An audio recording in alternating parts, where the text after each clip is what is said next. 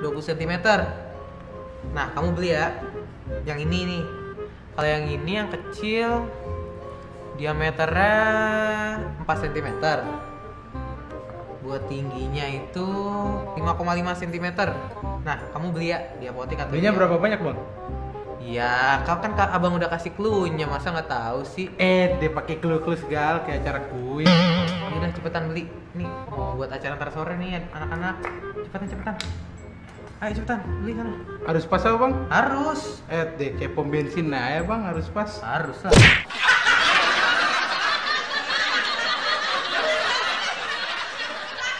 Halo sahabat edukasi, itu tadi dua laki-laki, abang dan adek yang sedang bingung bagaimana membawa susu dalam ukuran yang lebih kecil ke posyandu. Luar biasa ya sekarang ya, ada dua laki-laki pengurus posyandu sekarang.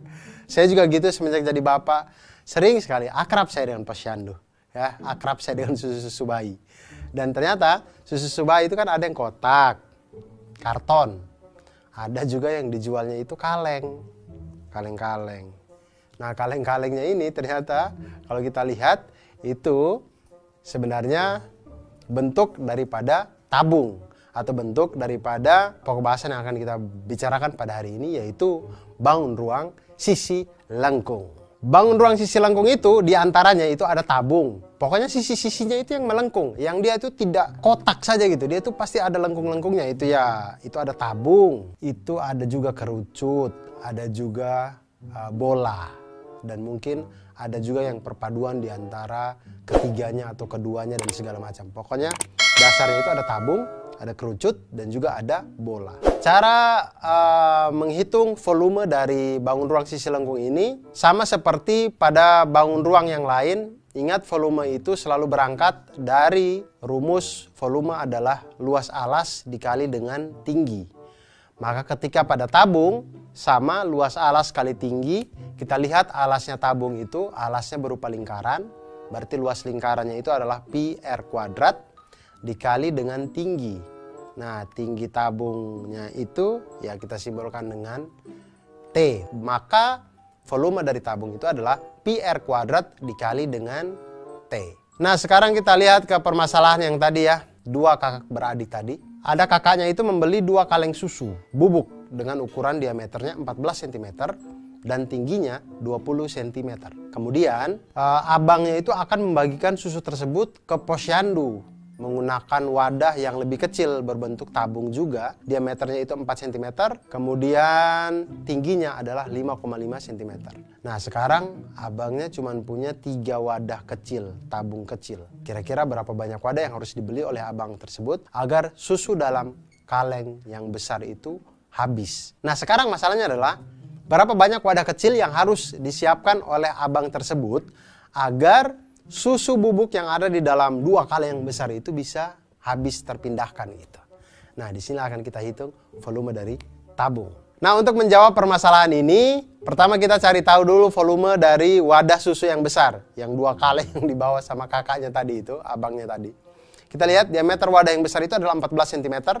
Kemudian dari diameternya 14 cm, maka jari-jarinya adalah setengah diameter, maka setengah dikali dengan 14 sama dengan 7 cm. Tinggi wadah yang besar itu 20 cm, maka volume kaleng susu yang besar itu adalah pi r kuadrat. Pi r kuadrat dikali dengan T. Maka volume kaleng yang besar tadi, kaleng susu yang besar adalah pi 22/7 dikali dengan 7 kuadrat dikali dengan 20 cm. Hasilnya adalah 3080 cm kubik. Nah, kemudian kita lihat volume dari wadah yang kecil. Volume dari wadah yang kecil itu diameternya sebesar 4 cm. Jari-jarinya maka setengah dikali 4 sama dengan 2 cm. Kemudian tinggi wadah yang kecil itu adalah 5,5 cm. Maka volume dari wadah yang kecil adalah pi r kuadrat dikali T sama dengan 22/7 dikali dengan 2 pangkat 2 dikali dengan 5,5 sama dengan 69,08 cm kubik. Nah, di sini kemudian baru kita bagi volume yang besar dengan volume yang kecil. Maka volume yang besar itu adalah 3080 cm kubik dibagi dengan 69,08 cm kubik, sama dengan 44,58. Nah, sedangkan jumlah wadah itu kan tidak mungkin koma-koma, semuanya itu harus bulat.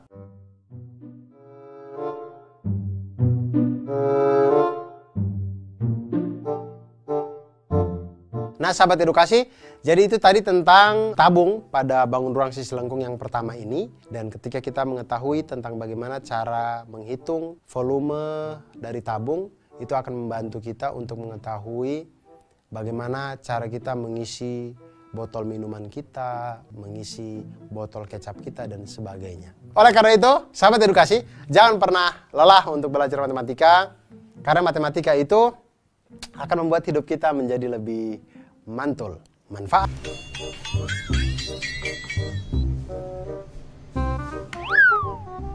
Waduh, belum sembuh. Masih hangat nih. Belum sembuh udah keluar dari rumah sakit. Sep, lagi ngapain sih? Aku lagi pengen ngias nih. Oh, ngias kaleng. Yoi, aku pengen ngias kaleng. Tapi kok kamu cuma ngeliatin kalengnya doang? Aku lagi ngukur. Ngukur? Iya. Ukurannya berapa? Ini lagi ngukur, Bapak. Santai dong. Oh iya, San. Kamu mau nggak bantuin aku? Bantuin apaan? Ngias ini pakai kertas kado. Enggak? Yah, pergi.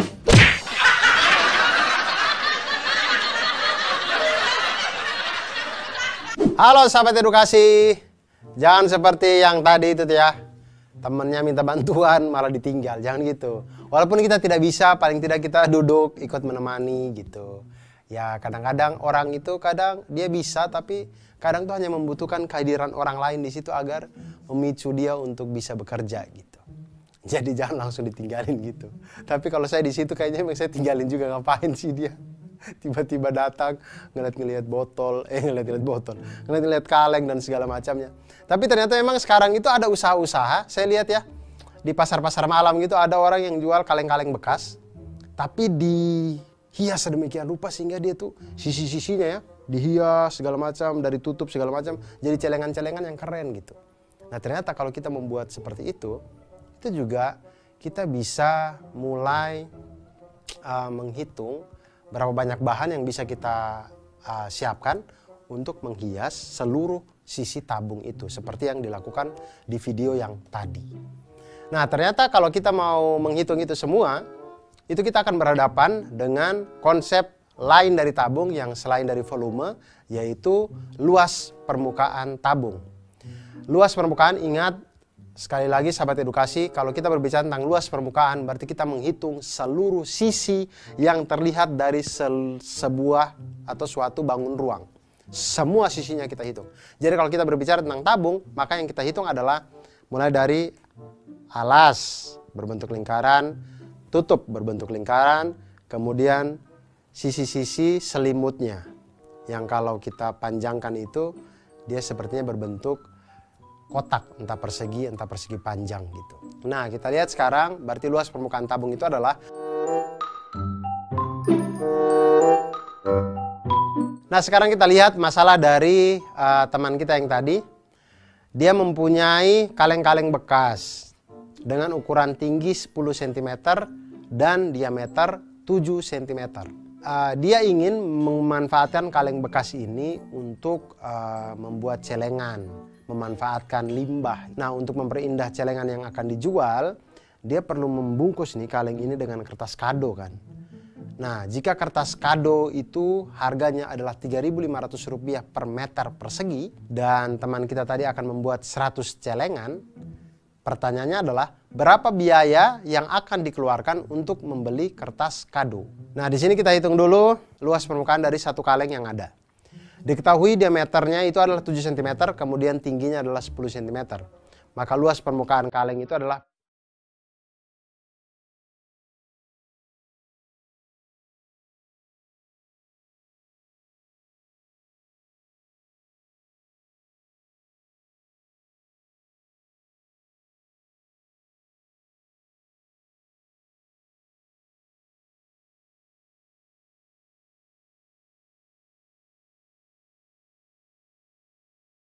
yang dikeluarkan oleh teman kita untuk membeli kertas kado semuanya itu untuk bisa membungkus kaleng ini adalah Rp3.500 per meter persegi dikali dengan 3 meter persegi sama dengan Rp10.500. Jadi cukup dengan uang Rp10.500, dia bisa membuat 100 kaleng ini untuk menjadi celengan yang indah. Itu pun kalau dia tidak malas di kaleng kelima. Kalau dia malas di kaleng kelima, ya 95 kaleng yang lainnya ya tetap menjadi sampah gitu. Jadi teman-teman, sebenarnya dengan menumbuhkan ide-ide kreatif dalam hidup kita, itu akan membuat sekitar kita itu menjadi lebih indah. Kita bisa memanfaatkan hal-hal atau barang-barang yang menurut orang lain sudah tidak terpakai, tapi oleh kita bisa kita manfaatkan untuk menjadi hal yang lebih indah. Dan ketika itu bertemu dengan persoalan-persoalan matematika, semuanya bisa kita selesaikan dengan konsep-konsep matematika yang sangat sederhana. Oleh karena itu, jangan pernah berhenti untuk belajar matematika, jangan pernah lelah, jangan pernah pusing, harus tetap ceria, harus tetap tersenyum, karena matematika selalu membuat kita menjadi lebih mantul. Manfaat, betul.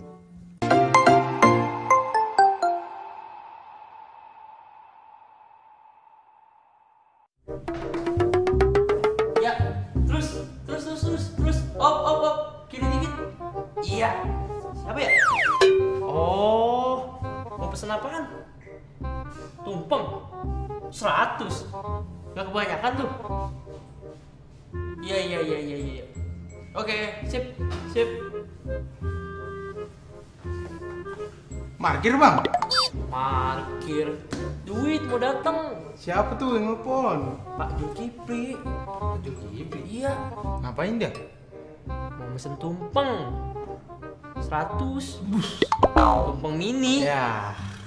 Ukurannya berapa bang? Kira-kira segini sih. Kerucut. Kira-kira berapa liter beras ya buat bikin 100 tumpeng mini? Waduh bang, kita mah kagak tahu bang. Kita kan nggak pernah bikin nasi tumpeng bang. Ah, kan abang suruh ngitung, bukan bikin. Yalah bang, udah capek ini kita bang. Dari tadi kerja.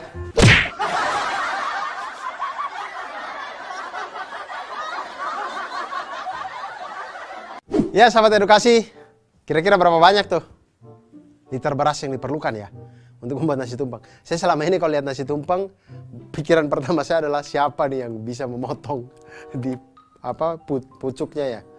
Paling atas itu siapa nih yang pertama kali yang akan dikasih bagiannya. Saya tidak pernah berpikir berapa banyak liter beras yang dibutuhkan untuk membuat tumpeng itu. Tapi ternyata teman kita itu membawa permasalahan yang akhirnya membuka mata kita. Oh ternyata bisa dihitung kayaknya.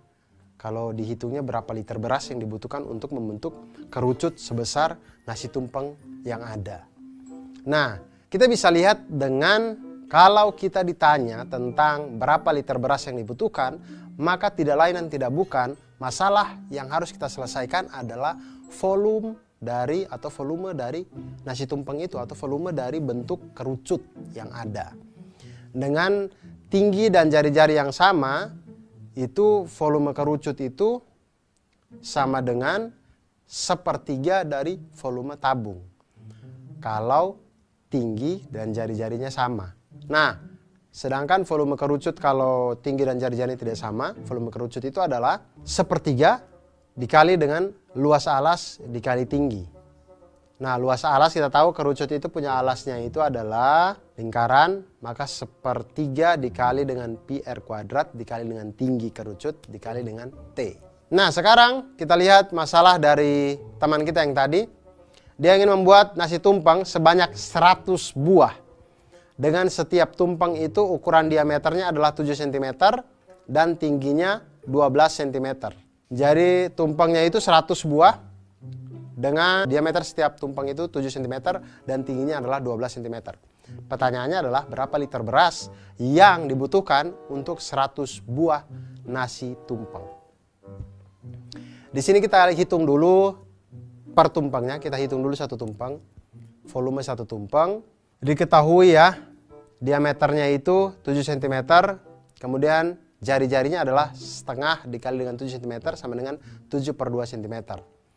Kemudian tinggi dari nasi tumpeng itu adalah 12 cm, maka volume dari satu nasi tumpeng itu adalah 1/3 dikali dengan pi r kuadrat dikali dengan T sama dengan 1/3 dikali 20/27 dikali dengan 7/2 kali 7/2 kali dengan tinggi yaitu 12 cm. Hasilnya adalah 154 cm kubik. Kalau kita konversikan ke desimeter kubik menjadi 0,154 desimeter kubik atau sama dengan 0,154 liter. Untuk satu tumpeng itu dibutuhkan 0,154 liter beras, maka untuk 100 tumpeng dibutuhkan 0,154 dikali dengan 100 sama dengan 15,4 liter. Jadi 15,4 liter untuk membuat 100 nasi tumpeng. Nah sahabat edukasi, jadi itu tadi tentang volume kerucut. Jadi kalau kita berbicara atau belajar tentang volume atau bangun ruang sisi lengkung ini, akan semakin banyak hal yang bisa kita selesaikan di dalam kehidupan sehari-hari. Karena bangun ruang di dalam kehidupan kita itu tidak hanya bangun ruang sisi datar, tapi juga bangun ruang sisi lengkung. Dan kita juga bisa menjadi pedagang untuk menghitung liter beras di dalam nasi tumpeng.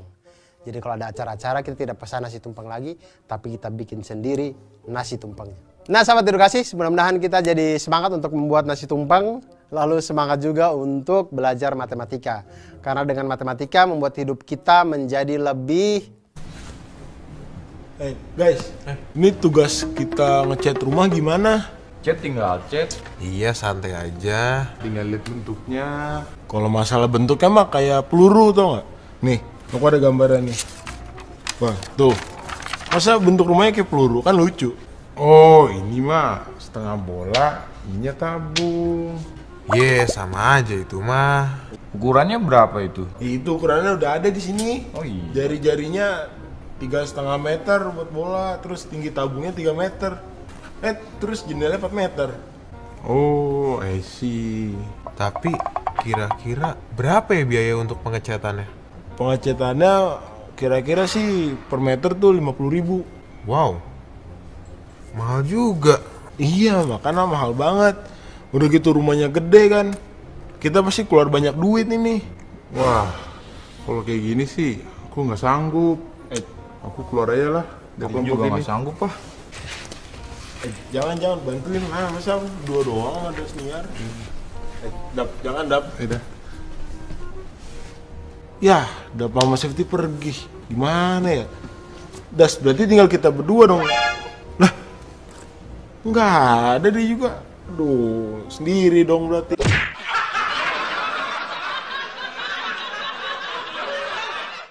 Nah sahabat edukasi, itu tadi teman-teman kita ya, mereka sedang berkumpul kemudian berdiskusi bagaimana cara mengecat. Padahal ternyata yang mereka itu tidak disuruh ngecat ya, mereka itu disuruh untuk menghitung berapa banyak biaya yang akan dibutuhkan untuk membeli cat dan mengecat gedung yang ada. Tapi mereka sudah lari duluan karena dipikirnya disuruh ngecat. Nah teman-teman, ketika kalau kita lihat bentuk dari gedung ini merupakan bentuk bangun ruang sisi lengkung yang mana di situ terdiri dari tabung di temboknya, kemudian atapnya itu setengah bola seperti kubah. Nah ini terdiri dari tabung dan juga bola. Nah bangun ruang sisi lengkung yang seperti ini kalau kita mau menghitung luas permukaannya, maka kita menghitung luas permukaan dari tabung dan juga bola. Nah untuk mengetahui itu, kita tahu bahwa luas permukaan dari bola itu adalah 4 pi r kuadrat. Maka luas permukaan dari setengah bola adalah setengah dikali dengan 4 pi r kuadrat. Itu menjadi 2 pi r kuadrat. Nah kemudian luas permukaan tabung. Luas permukaan tabung itu seperti yang kita tahu tadi sama dengan luas alas ditambah dengan luas tutup ditambah dengan luas selimut. Itu sama dengan pi r kuadrat ditambah dengan pi r kuadrat ditambah dengan 2 pi r kali T. Nah selanjutnya kita lihat bentuk dari gedung yang ada. Jadi gedungnya itu berbentuk tabung kemudian atapnya kubah setengah bola. Jika jari-jari lingkaran dalam rumah itu adalah 3,5 meter dan tinggi dinding adalah 3 meter. Sedangkan luas bagian pintu dan jendela seluruhnya 4 meter persegi. Dan biaya pengecatan adalah Rp50.000 per meter persegi, berapakah uang yang harus dikeluarkan oleh pemiliknya untuk membayar biaya pengecatan gedung tersebut? Nah, kita lihat ya, tingginya itu 3 meter, itu adalah tabung tanpa alas dan tutup, karena yang kita cat hanya temboknya, plafonnya tidak perlu kan, lantainya juga tidak perlu. Jadi temboknya saja tanpa alas dan tanpa tutup. Kemudian bentuk atapnya itu adalah bentuk setengah bola. Nah, maka kita harus hitung dulu pertama luas selimut tabung, kemudian dengan luas permukaan setengah bola. Kita ketahui jari-jari bola itu 3,5 atau 7/2 meter. Kemudian tinggi tabung itu adalah 3 meter. Kemudian luas bagian pintu dan jendela seluruhnya 4 meter persegi. Biaya pengecatan itu adalah Rp50.000 per meter persegi. Kita hitung dulu pertama, luas selimut tabung itu sama dengan 2 PR dikali tinggi sama dengan 2 dikali 22/7 dikali dengan 7/2 dikali dengan tinggi 3 meter. Luas selimut tabung sama dengan 22 dikali 3, maka luas selimut tabung sama dengan 66 meter persegi. Nah, luas jendela dan pintu itu adanya di tembok ya, ada di tembok, ada di selimut tabung ini. Itu adalah 4 meter persegi, maka jendela dan pintu ini harus kita kurangi dengan jendela dan pintu karena mereka ini tidak dicat ya. Maka luas yang dicat adalah 66 meter persegi dikurangi dengan 4 meter persegi sama dengan 62 meter persegi. Nah, selanjutnya temboknya kita sudah tahu luas dari tembok. Sekarang kita menghitung luas dari atapnya. Atapnya itu berbentuk setengah bola. Dengan luas permukaan setengah bola itu adalah setengah dikali dengan 4 PR kuadrat. Maka luas atapnya itu adalah setengah dikali dengan 4 dikali dengan 22/7 dikali dengan 7/2 kali 7/2. Maka luas permukaan setengah bola sama dengan 77 meter persegi. Maka dari ini kita bisa menghitung biaya pengecatannya. Jadi biaya pengecatannya itu adalah luas permukaan selimut tabung, luas permukaan tembok, ditambah dengan luas atapnya, kemudian dikalikan dengan biaya pengecatan per meter persegi. Nah, didapatkanlah 62 meter persegi ditambah 77 meter persegi dikalikan dengan Rp50.000 per meter persegi. Itu didapatkan sama dengan 139 meter persegi dikali dengan Rp50.000 meter persegi. Didapatkanlah hasilnya adalah Rp6.950.000. Jadi agar bangunan ini semuanya itu bisa dicat dengan baik, maka pemiliknya harus mengeluarkan uang sebesar Rp6.950.000. Kurang 50.000, 7 juta. 50.000-nya buat anak-anak yang tadi yang duduk-duduk dan menghitung ini semua untuk beli gorengan dan segala macamnya. Semangat Pak untuk mengecat, semangat, semangat. Itu dia tadi bagaimana kita menghitung luas permukaan dari bangun ruang sisi lengkung yang itu terdiri dari tabung dan juga setengah bola. Dan masih banyak bentuk-bentuk bangun ruang sisi lengkung di dalam kehidupan kita yang itu kombinasi dari beberapa bangun ruang sisi lengkung. Entah itu tabung dan kerucut, entah itu tabung dan bola, entah itu bola dan kerucut, dan macam-macamnya. Semuanya itu tergabung dan terkombinasi, dan itu semua bisa kita hitung dan mempermudah pekerjaan kehidupan kita sehari-hari. Dan sahabat edukasi, tetaplah terus belajar matematika, karena dengan matematika membuat hidup kita menjadi lebih